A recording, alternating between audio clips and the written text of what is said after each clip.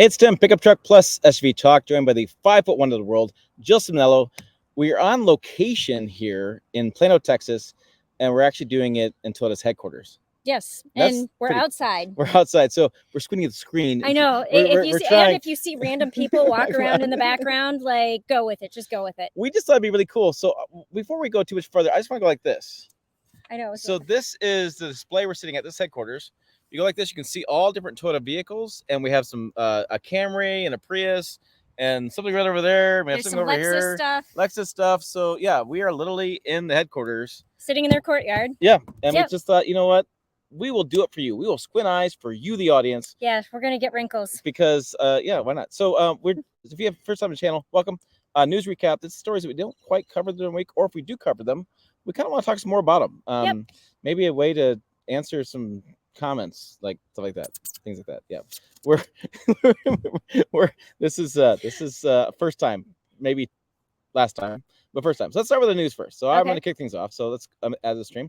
So we have a story from Motor One saying that the Ford Bronco is under NHTSA, National Highway Traffic Safety Administration, investigation for catastrophic engine failures. And I've actually heard about this. It's V6 powered, the 2.7 liter in the Ford, their smaller EcoBoost. In that Ford Broncos had a lot of problems, and they have 3 petitions.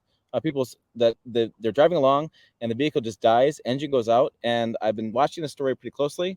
Yeah, we can scroll down a little bit. And I'm like, let's get that ad off of the screen. Yeah, so we're gonna scroll down.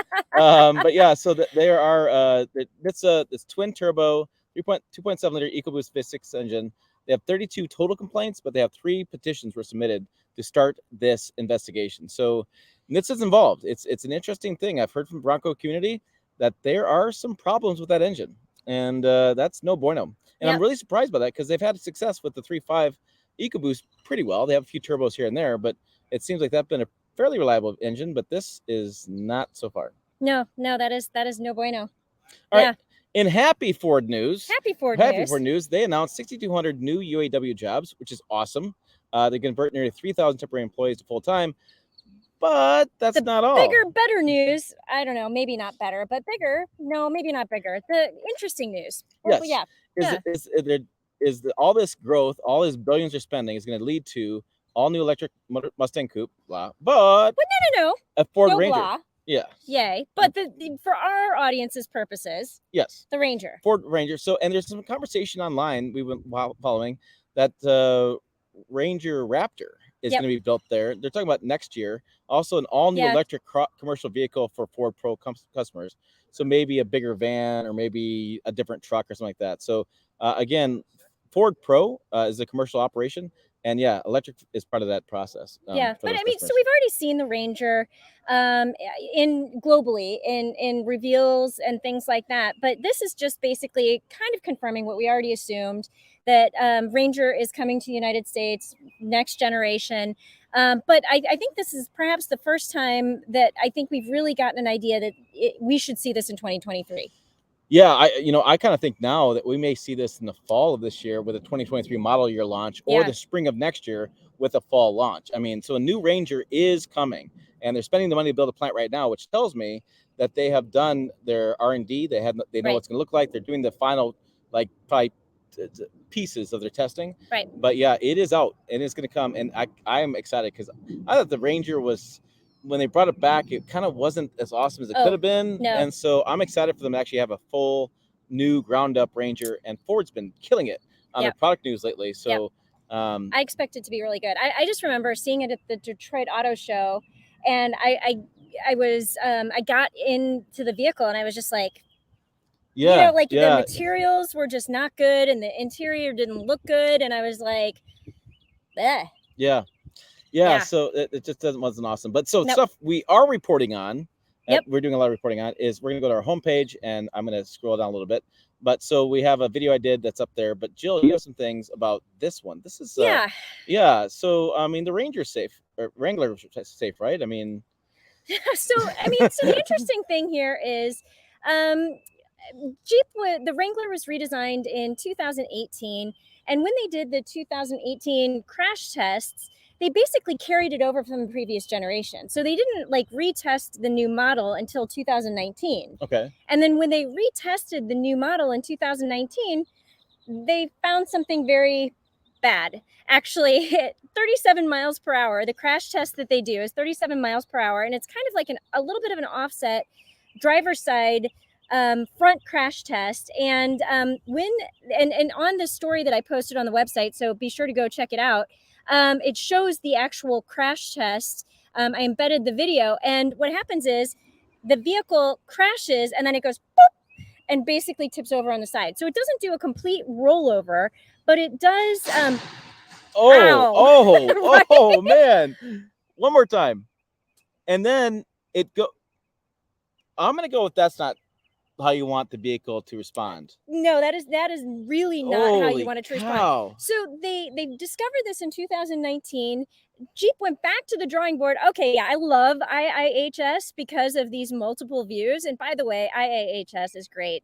Insurance Institute Highway, for highway safety. Yeah. But I mean, I love all these camera views because it shows you exactly what's happening. I mean, look at that. And then they paint the dummy so you know where they hit the airbag. Yeah, I mean, yeah. And that's a bad makeup job. I know that is no bueno. But yeah, I mean, so at any rate, they found this in 2019. Jeep went back to the drawing board.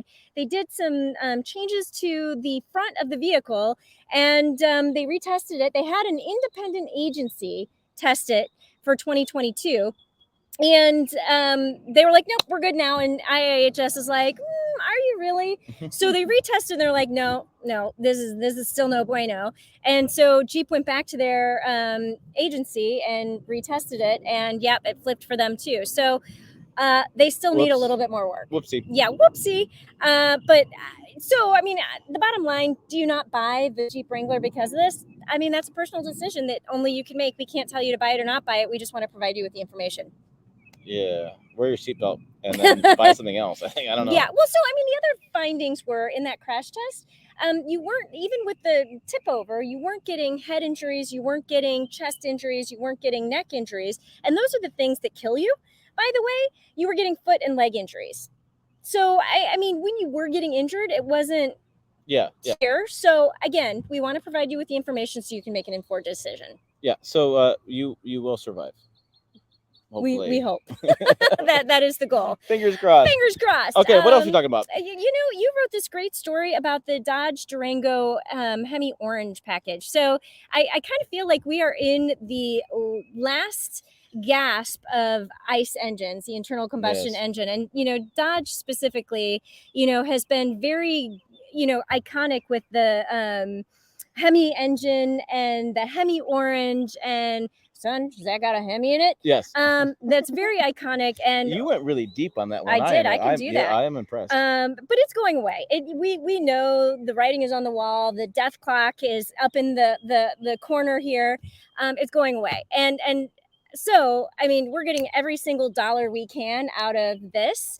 And you actually wrote this story up for us, and it's not going to be like more horsepower or whatever, but it's an appearance package. Yeah, and I really like it. So you have the heritage colors on the hood there, and it kind of carry it through, and have different piping in the front and the cabin. They have orange Brembo brake pads. I mean, that's kind of a cool thing too. Not red, orange. The back taillights are like kind of ghosted, blacked out. I mean, it's a almost $2,000 package, but I kind of think it's worth it. It's kind of fun. It's like, I love the striping, and Land Cruiser or the 400 did this 40th anniversary of that, and I like it. I like this special edition kind of stuff. If you're gonna go buy a new vehicle, then make it special when you're buying it. Don't just buy the plain old. And this one is really cool. And so you can get it. There's different packages you add on top of those packages, packages. What Stellantis does. But yeah, so I thought it was pretty cool, and I enjoyed writing that up. But yeah, it's just a cool look. Yeah. So one other thing I wanted to talk about on the website this week, Land Rover. Yeah, so you are much more involved in Land Rover than I am, Range Rover and stuff. Yep. I mean, I haven't done a lot with them, but this is a Defender 130, and I don't understand 130. Okay, so they have the 90. So 90 small? Yes, it's a two-door model. Then you have the 110, which is the 4-door model. And then now, and I will say the 110 had a fake third row, one of those third rows Yeah, that, you know, it's wannabe. just like a wannabe. It's there just for the occasional whatever. But here they actually paid some attention to the third row. So the 130 it gets, I want to say it's 13.78. It's a little bit more than a foot. Additional length in the vehicle, and they added that to the third row legroom and cargo area. And so they're giving you a functional third row, and they've added some amenities back here. So, I believe there's like a heated seat in the third row, and 13.38 was the actual number. So, in 13.7 cubic feet of cargo volume. But they have a fixed moonroof above the third row. You get heated seats, 4-zone climate control, USB-C ports, and some padded armrests. So they're trying to make it a more comfortable space for the third row person, which they did not in the 110. The 110 is just more of a if you got an extra kid accidentally somewhere, just shove them back there. But there's going to be more tech. You've got the larger screen is available on more trims. The 4-zone climate control, again, that's key. So you've got the dual automatic climate control for your outboard front passengers, and then the climate control for the rear. More stuff, but it's still going to be a capable Land Rover vehicle. It still has some of the really good off-road specs from, towing, breakover angle, departure angle, that kind of stuff. And it's not going to be cheap though. You're looking at for the top tier trim, you're looking at more than $100,000. Well, it's too bright out here. I can't. I gotta look at close my eyes a little bit and look at this again. So that's six figures. Yeah, the base price is going to be $69,000. But if you want to top out at the top tier X, you're looking at $101,000. Prices are not going down, people. Like, get used to it. You think this is really expensive? Just hold my beer. That's like a whole nother Land Rover. Yeah. But prices are only going to go up. They're only going to go up. Yeah. So we've got a photo gallery down here with some, you can see a little bit better what's going on. But yeah, so the 130. So now you have the Defender, 90, 110, 130. Okay. I feel like I'm getting caught up in my Land Rover lingo. Yeah. All right. Speaking of getting caught up, if you missed it this week on YouTube, and judging by some of the views, you might have missed it. We've got a lot going on. So on the website, since our last news recap, which was here, number 6, we have the Mitsubishi that you drove. That was the Rebel Rally version. Yep, at the Mama Rally. Right. It's a really cool. I know Mitsubishi. I know you guys aren't loving that thing, but it's pretty cool. It's got a really cool sticker about girls off-roading on the backside. It's really cool. We have I drove the Capstone finally. Yep. And so I talked about some features there. And interestingly enough, in that video, I talked about a spot on the in the center console where there's a piece of covering there. And it turns out that it's different in the limited Sequoia than it is in the limited Tundra. There's actually a cover there for that. So I'm telling you, that's an interesting video going over some stuff. And we had a really interesting viewpoint on the white interior. Yeah. White interior in that truck did not work. Now, we didn't talk about this. What do you think of the white interior in the Sequoia Capstone? Same problem. Okay. Because here's the thing. Now, they did a smart thing where on the seat bottoms, they made it black. Okay, so you get in with your jeans on. You're not going to turn your white interior blue. But where they didn't pay as much of attention is on the armrest. And so if you have something like, on your elbow or, just like you're wearing a jean shirt, you're wearing a dye on your shirt, and you habitually rest your elbow on the armrest, as some people do, we noticed, especially in the vehicle that we were driving, it was already dirty. Yeah. So I don't think white interiors. I think some small white accent pieces are okay, but any place you're going to touch white, bad idea. We have the video that people are Team Jill or Team Tim on. Yep. I like what we did in this video. I liked it too. I want to clarify one thing for all the people out there. I would buy this truck. Okay, you said that. You say it again, because you said several times, and you only said it twice during the video. So I would buy this truck. So it's interesting. So now he said it 5 times total. So that's several. That is actually several. But no, I think people maybe got the wrong impression of some things. I thought it was really good. I think we represented both viewpoints really well. Right. And I think that it's useful. I like the way that video turned out. We did a trail tech thing that's a turn assist demo. It's Ford's trail turn assist. Yep. And got some comments about tearing up the trail with this. And I'm confused by that because Land Cruiser has been doing this for years. Tractors have been doing this for years. It's the same technology used over again. Yeah. Kind of interesting. We did the RX live. We were over there. Up Yeah. there. We were literally right over there doing the RX. And the only thing on the RX I noticed was the bird beak look on the front? Yeah. So we've or gotten a lot of comments about there being a you can kind of beak-like see it in this little nose. thing. Yeah. I think it's more on the side profile, like Yeah. there, The than it thumbnail. is on the front. And I did not pick up on that at all. So I'd be curious, like take a look at our live and let us know what you think of the nose and the grill of the Lexus RX. Yeah, I missed that too. We have, you know what? We have your husband who makes an appearance in We this do. video. We do. And So he's again, we are not married, married. and no matter what you guys believe, but he does make an appearance in this video. Yeah. With So if you want to know what my actual husband looks like, and she makes him get in the third row like me. So yeah, good times with that. And by the way, you know we've spent too much time together when we're actually like speaking in unison. We did not plan this. No, we've been on the road a lot together. We had the Korean electric battle. Not a lot of views on that currently, but I'm telling you, that's going to be the new vehicles we have to talk about. And that Genesis GV60, it's damn good.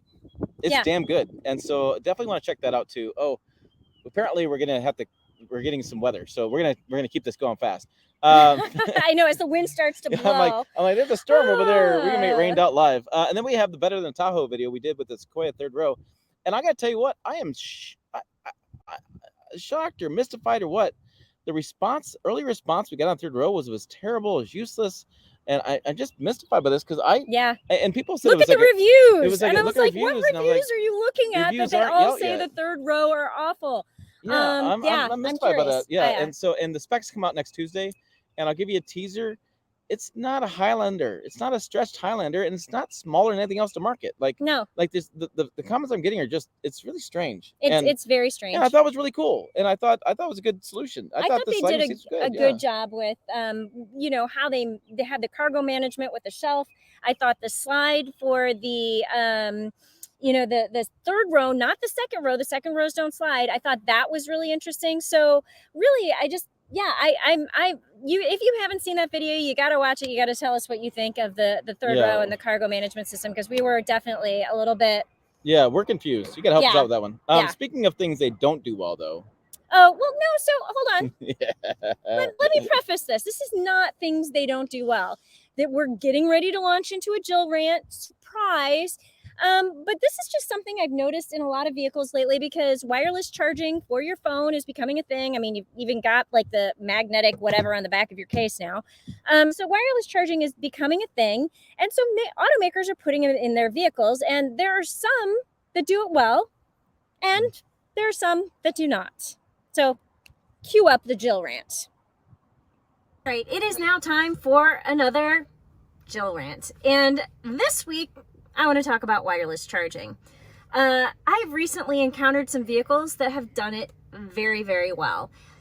But this week I happened to be sitting in the driver's seat of a 2023 Toyota Sequoia, and this does not do wireless charging well at all. And I've seen it in the Toyota Tundra. It's the same thing. They both do it very badly, and it has to do with where the charging is located. So first off, I'm going to point out, do you see the glare on my phone right now? That means the sun is hitting it. So as I'm driving down the road, that's going to get really hot and it's going to overheat. That is a bad location for a charging pad. So that's thing number one. I get really irked when they put a charging pad in a stupid location.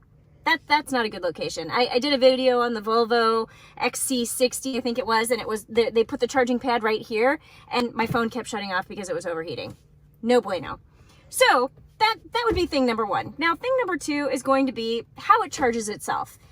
This right here, my phone is in the perfect location. It is lined up, it's not crooked, it's right in the center of the charging pad, and you see this blinking light right here? That means it is not charging. And I have no idea why. And see, it's not blue up here. That means it is not charging. So I'll move it. It's still not charging. I'll take it off. I'll put it back on. Exactly, pretty much the same location. Okay, it's starting to charge. But I will tell you, I'm not moving. I'm not going to touch it. I'm going to keep talking. And by the end of this video, that is no longer going to be charging again. And that really, really just annoys me. So the other part of that is the surface of the charging pad is kind of hard plastic. And you know what that means? As soon as you turn the vehicle, your phone is going to slide. And when it slides, it's no longer charging. I haven't moved. We have not moved this vehicle. Okay, I'm gesturing with my hands a lot here, but that is not enough movement for my phone to have moved. And yet it stopped charging. That was like what, 30 seconds? 30 seconds and it stopped charging. For no reason. For no reason. Oh, wait, no, wait, oh, it's charging again. No, it's not charging again. But I just, yeah, sometimes it'll just randomly start charging again. So I don't know. I don't like that. So the surface, the location, the fact that it just doesn't work, that is my rant for this week. I have seen one manufacturer so far that has really kind of done the perfect thing. You have to watch our review of the GMC Sierra AT4X, or even the Chevy Silverado ZR2. We've done 2 videos recently of the perfect charge. And maybe I didn't even mention it, but they had the perfect docking station for your charger. It was literally right in front of your armrest, and it was hidden underneath a little bit of an overhang, so it was shaded. It was down vertically. It was wide enough that it would fit a big phablet-like phone. And here's the kicker. It had a cool pad underneath it. So, kept your phone cool, kept your phone shaded, charged your phone, did not slide off of it. Perfect location. This one sucks. That's my rant for this week. Yeah, no, I completely agree. And so, I mean, I use the Tundra at my house all the time, and the same problem happens. Yeah. And the other thing too is, if you've experienced wireless charging, even with the phone case off, with all that kind of stuff going on, wireless charging it doesn't work that great, especially in a moving vehicle, and especially in the setup they have it and the placement. I've seen other vehicles, because of the GMC Sierra, that charging does well. So I'm not sure what the answer is for the industry, but there's got to be a better thought process through that. Yeah, I mean, some automakers do it well, some do not. Didn't mean to throw anybody necessarily under the bus, but again, a challenge for automakers to just do better. Yeah, and if you don't think they're listening to us, we're in their headquarters right now. So there's probably listening devices actually right around us, and right as soon as we click off, we will be ushered out of the building. Yeah. All right, so what's coming up? The pipeline. So we still got stuff from the Mama Rally. I know we have some Volvo stuff on there, and I feel like there's a couple other things. The Bolt EUV. Bolt EUV. Yep, we haven't had the chance to look at the Bolt EUV yet, so that's coming up on YouTube. I will be at the Cadillac Escalade V program next week in Arizona, so I'll try and do a live stream from that. But there'll also be a first look review. Yeah, you be ready for Toyota stuff.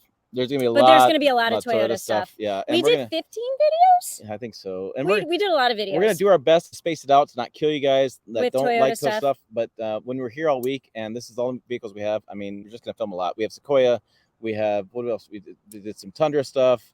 We did a Lexus LX600. We've got the Corolla Cross Hybrid. We have a RAV4 that I couldn't fit into. Oh yeah. Oh my, the one that left a bruise in my head. Yeah, that was kind of funny actually. Yeah. You got to watch that one. And then on Jill's channel soon, she took me on the racetrack, and there was a Supra I couldn't get into either. Oh, that not also because funny. of my tummy. I'm just not very limber as a person. Somebody needs to know how to get into a car with a helmet on. And it's not like butt first. It's more of like, the head first situation. So somebody needs a few more lessons, and it didn't work well. It did not work well. But at any rate, so we got that on the web. We'll have reviews of Corolla Cross. We'll take another first look. We've got the Escalade V will be coming up on the web. We'll be covering whatever news comes up. And we have a gift guide for Father's Day on the web coming up too. That's going to be coming up. It's the first time we're trying something like that. I picked some stuff, and Jill picked some stuff. The team contributed. Phil got some stuff. Erica, a guy Micah from Japan, put his stuff on there. So I'm hoping you guys find some stuff on there that's useful. I saw some really interesting good stuff, and there's some really nice wrenches on there. That's my thing. The wrench is really cool. The wrenches. To throw a wrench in your plans. Oh, look at that. All right, is that it? I think that's it. I mean, what else do you need? Yeah, exactly. Well, you're gonna let us know anyways in the comments. That's true. Check out the videos. Also, we've done a lot of these. We're on news recap number 7. Let me know if you like this format. I think that people are liking it, so we're gonna keep doing it. And we're gonna go and we have more stuff. Yep, we've got more work to do. Get a bag of popcorn. It's coming. Yep. All right. As always, thanks for watching. Check us out on the web, pickuptrucktalk.com. Subscribe to the channel, all that kind of stuff. Little stuff. It's been a long week. We've done a lot. So, anyways, thanks for watching. We will see you down the road.